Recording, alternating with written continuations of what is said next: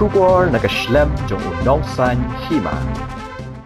Maram FC bat ke Jakrem SC kila Rung sendan syaka final hak Lympung Third Independence Cup Women Football Tournament Arajar Arpusau bala peniat dak kentiu la isap multipurpose organisation. Haba phai syaka jingi lek kai semi final ke Beningkong ke belalong mentakasngi ke Pratarik Unailar Arajar Arpusau Hamadan MDSA Artificial Turf Maram FC kalala ban penlim no ya ke Brother United Football Academy da arkul la iwei.